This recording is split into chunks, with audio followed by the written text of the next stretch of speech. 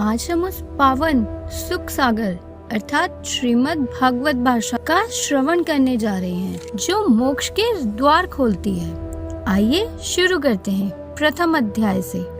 एक समय निमिषारण्य क्षेत्र में शौनकादि 88,000 ऋषियों ने सूत जी से कहा, हे सूत जी, अब महाप्रभु की किसी ऐसी लीला का वर्णन करिए जो भक्ति सहित ज्ञान एवं वैराग्य से परिपूर्ण हो।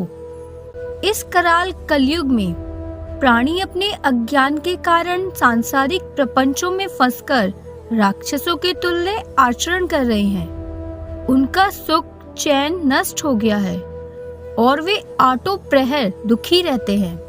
हम लोगों की इच्छा है कि आप उनके उद्धार के लिए किसी ऐसे चरित्र का वर्णन करें जिससे उनको भगवत चरणाविंदों की भक्ति प्राप्त होकर सुख प्राप्त हो। ऋषियों की बात सुनकर सूत जी अत्यंत प्रसन्न होकर बोले, हे ऋषियों, तुम लोगों ने कलियुगी जीवों के उद्धार के हेतु जो सुंदर बात पूछी है वे अत्यंत ही श्रेष्ठ है। काल रूपी सर्प के मुंह में पड़े हुए जीवों के उद्धार के लिए एकमात्र श्रीमद् भागवत की कथा ही कही है, जिसे वेद व्यास जी के पुत्र श्री शोकदेव जी ने राजा परीक्षित से कहा था। श्रृंगी ऋषि के श्राप के कारण राजा परीक्षित जब गंगा के तट पर निवास करने लगे, उस समय श्री शोकदेव जी ने उन्हें श्रीमद् भागवत की कथा सुनाई थी। उसी समय देवताओं ने अमृत कलश लाकर श्री शोकदेव जी से कहा, हे महामनु, इस अमृत कलश को आप ले लीजिए और इसके बदले में हम लोगों को श्रीमद् भागवत की कथा सुनाइए। देवताओं की बात सुनकर श्री शोकदेव जी बोले, हे देवताओं, इस अमृत को पीने से तो मनुष्य की आयु केवल देवताओं के समान ही हो सकती है, किंतु तुम्हारे इस अमृत से कहीं अधिक श्रेष्ठ ये भगवत कथा है। देवताओं की बात सुनकर श्री सुखदेव जी बोले, हे देवताओं, इस अमृत को पीने से तो मनुष्य की आयु केवल देवताओं के समान ही हो सकती है, किंतु तुम्हारे इस अमृत से कई अधिक श्रेष्ठ ये भगवत कथा है, जिसके एक सप्ताह पढ़ने तथा श्रवण करने मात्र से ही प्राणी अमर हो जाता है और वह मुक्ति पद पाकर आवागमन से भी छूट जाता है। विचार करने के उपरांत राजा परीक्षित तुम्हारे इस अमृत को त्याग करके कथा रूपी अमृत को ग्रहण करेंगे, क्योंकि अमृत और कथा अमृत में उतना ही अंतर है जितना कि कांच और मणि में होता है। श्री सुखदेव जी के मुख से यह बात सुनकर देवतागण निराश होकर लौट गए। सूत जी ने ऋषियों से कहा, हे ऋषियों, सनकादिक ऋषियों ने देवर्षि नारद को श्रीमद् भागवत की कथा सुनाने के पश्चात कथा की विधि का वर्णन किया था। सूत जी के मुख से यह सुनकर शौनकादि ऋषियों ने प्रश्न किया, हे सूत जी, देवर्षि नारद जी तो किसी स्थान पर 2 घड़ी से अधिक ठहरते नहीं हैं, फिर वे इस सप्ताह पारायण को सुनने के लिए एक ही स्थान पर 7 दिन तक कैसे ठहरे रहे? सनकादिक से उनकी भेंट किस प्रकार हुई और सप्ताह यज्ञ किस स्थान पर हुआ? यह सब कथा कृपया करके हमें बतलाइए। सूत जी बोले, हे ऋषियों, एक समय सनक, सनंदन, सनातन एवं सनत कुमार चारों भाई भ्रमण करते हुए बद्री नारायण में पहुँचे। वहाँ नारद जी को उदास बैठा देखकर नारद जी से पूछने लगे, हे देवर्षि, आप इतने उदास क्यों बैठे हो? तब नारद जी ने चारों ऋषियों को प्रणाम करके कहा, हे प्रभु, मैं अपनी चिंता आपके सामने कहता हूँ, उसे आप ध्यान से सुनो। मैंने काशी, गोदावरी तथा गया आदि समस्त तीर्थ किए, परंतु मैंने सभी स्थानों पर जाकर यह देखा कि कलयुग के प्रभाव से सांसारिक जीव माया में ऐसे लिप्त हैं कि उन्होंने समस्त शुभ कर्मों को छोड़ दिया है और सब लोग अपने उदर पूर्ति की चिंता में लगे हुए हैं। वे झूठ बोलते हैं, पाखंड का सहारा लेते हैं, माता पिता की सेवा नहीं करते तथा धन के लालच में अपनी कन्याओं को नीच कुल में बेच देते हैं और ब्राह्मण तथा क्षत्रिय अपने कर्म धर्म से विमुख हो गए हैं। हे प्रभु, मैं सभी स्थानों पर उन लोगों को अपने धर्म से विमुख हुआ देखकर जब मैं मथुरापुरी में यमुना किनारे पहुंचा, मैंने देखा कि एक जवान स्त्री यमुना किनारे बैठे रो रही है और उसके पास 2 वृद्ध पुरुष अचेत अवस्था में पड़े हैं। वह मुझे देखते ही खड़े होकर बोली, हे महाराज, आप यहाँ थोड़ी देर ठहर कर मेरा दुख सुन लीजिए। मैं बड़भागिनी हूँ जो मैंने आपके दर्शन पाए। उसकी ये बात सुनकर मैंने उससे पूछा, तू कौन है और ये दोनों पुरुष कौन हैं जो अचेत पड़े हैं?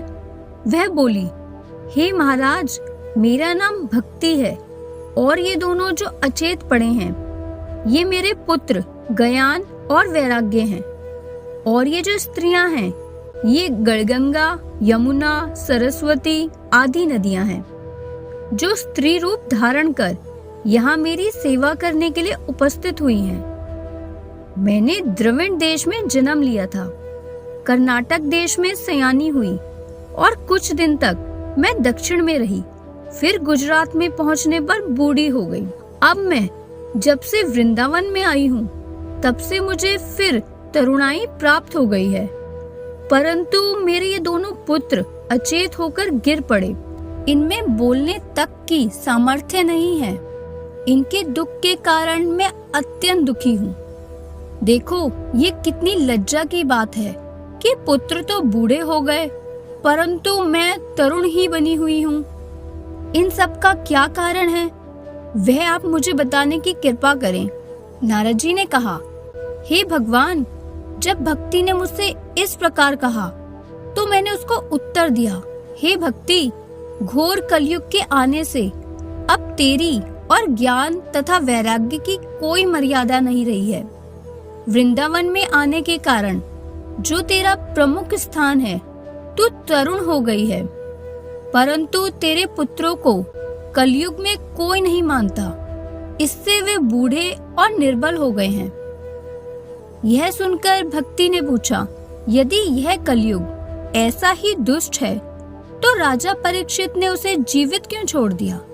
तब मैंने उसे समझाकर कहा, राजा परीक्षित ने कलयुग को एक विशेष गुण के कारण जीवित छोड़ दिया था। उसमें विशेष गुण यह है कि अन्य युगों में हजारों वर्षों तक जप, तप, यज्ञ, दान तथा कर्म धर्म करने पर भी जो फल प्राप्त नहीं होता था, वह फल कलयुग में केवल भगवान नाम जपने से ही प्राप्त हो जाता है। परंतु दुख की बात यह है कि कलयुग के प्राणियों से यह सहज बात भी नहीं बन पाती। ब्राह्मण, क्षत्रिय, वैश्य और शूद्र अपने अपने कर्म त्याग कर काम, क्रोध, लोभ, मोह तथा अहंकार में भरे हुए हैं। ऐसी स्थिति में यह आवश्यक है कि कलयुग के इस मोहपाश से छूटने के लिए मनुष्य श्री भगवान नाम का जप तथा अनेक गुणों का श्रवण एवं स्मरण करें। यह सुनकर भक्ति बोली, हे मुनि, आप धन्य हैं। आप सबका कष्ट दूर करते हैं, अतः अब मेरा भी कष्ट दूर करिए और ज्ञान वैराग्य की चैतन्यता को देखकर तरुण कीजिए। हे नारद जी, मैं आपको साष्टांग प्रणाम करती हूँ। देवर्षि नारद ने भक्ति से कहा, हे भक्ति, तू अपनी सब चिंताओं को त्याग कर भगवान श्री के चरणों का स्मरण कर। उनकी कृपा से तेरा सब संकट दूर हो जाएगा। हे भक्ति, तू भगवान को प्राणों से अधिक प्रिय है। जिस स्थान पर तेरा निवास रहता है उस स्थान की भगवान सदा रक्षा करते हैं। सतयुग, त्रेता तथा द्वापर में लोग बहुत जप, तप, यज्ञ, दान तथा धर्म करने से मुक्ति प्राप्त करते हैं, परंतु कलयुग में तेरी कृपा से ही सब प्राणियों का उद्धार हो जाता है। यही कारण है जो ज्ञान वैराग्य को कुछ नहीं पूछता है, फिर भी मैं तेरा दुख दूर करने के लिए संसार में तेरी महिमा प्रकट किए देता हूँ। जिस प्राणी के हृदय में तेरा निवास होगा उसे यमराज का डर ना रहेगा और वह वैकुंठ धाम को प्राप्त करेगा। जिन लोगों ने हजारों वर्षों तक तप किया था उन्होंने अब भक्ति को अपनाया है। श्री नारायण जिस पर अत्यंत प्रसन्न होते हैं उसे ही वे अपने चरणों की भक्ति प्रदान करते हैं। इसी से तू सर्वश्रेष्ठ है। नारद जी की बात सुनकर भक्ति ने फिर कहा, हे देवर्षि, आपने जैसे मुझे धीरज दिया है उसी तरह मेरे दोनों मूर्छित पुत्रों को भी चैतन्य करने की कृपा करें। नारद जी ने कहा, हे भगवान, इस तरह भक्ति के बार बार कहने पर मैंने ज्ञान तथा वैराग्य को बहुत जगाया, परंतु वे ना तो उठे और ना ही आंखें खोली। यह देखकर मैंने वेद मंत्र तथा गीता का पाठ किया। उसे सुनकर उनको कुछ चेत हुआ, परंतु जैसे ही वे उठने को हुए कि निर्बलता के कारण पुनः अचेत होकर गिर गए। उनकी यह दशा देखकर मैं बहुत ही घबराया। उसी समय यह आकाशवाणी हुई कि हे नारद, ये बिना सत्संग के नहीं उठेंगे, अतः इन्हें तुम सत्संग द्वारा जगाने के लिए किसी साधु पुरुष की खोज करो। हे भगवान, उस आकाशवाणी को सुनकर मैं किसी साधु महात्मा को खोजता हुआ यहाँ पर आ निकला हूँ, परंतु अभी तक मुझे कोई वैसा महात्मा नहीं मिला। इसी चिंता में मैं उदास हुआ। मैं यहाँ बैठा था। आप लोग ब्रह्मा के पुत्र, परम योगी, महान ज्ञानी हो। आपकी तपस्या तथा महिमा का वर्णन नहीं किया जा सकता। आपने ही अपनी शक्ति द्वारा वैकुंठ के द्वारपाल जय विजय को स्वर्ग से पृथ्वी पर गिराया था। ऐसी शक्ति किसी दूसरे में नहीं है। अतः जैसे आपने मुझे अपने दर्शन दिए, उसी प्रकार भक्ति तथा ज्ञान वैराग्य के संकट को भी दूर कीजिए, जिससे चारों वर्णों के प्राणी आपका यश गान करेंगे और कलयुग के प्राणियों का हृदय भी पवित्र तथा निर्मल हो जाएगा। यह सुनकर श्री सतन कुमार जी ने कहा, हे नारद, भगवान के जितने भी भक्त हैं तुम उन सब में उत्तम हो। तुम्हें भक्ति का संकट दूर करना ही उचित है। पहले ऋषि मुनियों ने भी सांसारिक प्राणियों को वैकुंठ लोक तक पहुंचाने के लिए ज्ञान तथा धर्म के बहुत से मार्ग बनाए हैं, परंतु वर्तमान काल में उन कठिन मार्गों पर चलना असंभव सा प्रतीत होता है, क्योंकि उनसे परिचित कराने वाले गुरु की कमी है। परंतु उसे प्राप्त करने के लिए श्रीमद् भागवत सबसे उत्तम साधन है। जो प्राणी श्रीमद् भागवत को सच्चे मन से सुनता है उसे वह मार्ग शीघ्र ही प्राप्त हो जाता है। जो कथा श्री सुखदेव जी ने राजा परीक्षित को बताई थी, उसी से भक्ति, ज्ञान और वैराग्य का भी दुख दूर हो जाएगा, क्योंकि श्री नारायण जी के चरणारविंदों में प्रेम बढ़ाने के लिए इससे अच्छा कोई साधन नहीं है।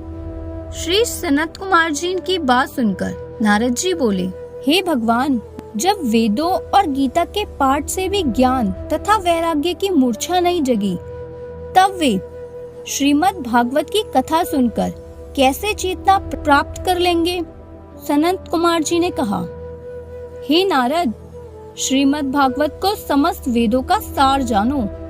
उसके एक एक श्लोक में वेदों का सार भरा हुआ है।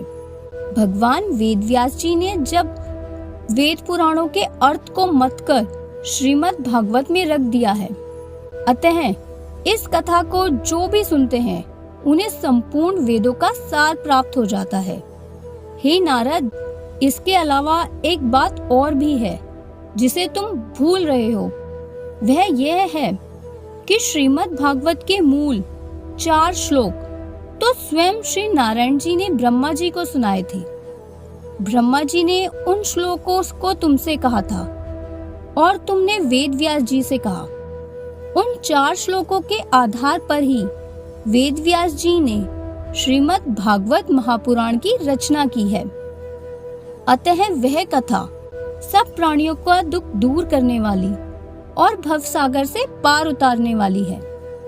इतना सुनते ही नारद जी ने हाथ जोड़कर कहा, हे भगवान, आपने बड़ी कृपा की जो आज मुझे ये याद दिलाई। मेरे धन्य भाग हैं जो मैंने यहाँ आपके दर्शन प्राप्त किए, क्योंकि भाग्य से ही सत्संग मिलता है। आप कृपा करके यह और बताइए कि इस श्रीमद् भागवत रूपी ज्ञान यज्ञ को किस प्रकार और किस स्थान पर आरंभ करना चाहिए, और ये यज्ञ कितने दिन में संपूर्ण होता है। सुख सागर अध्याय संपूर्ण।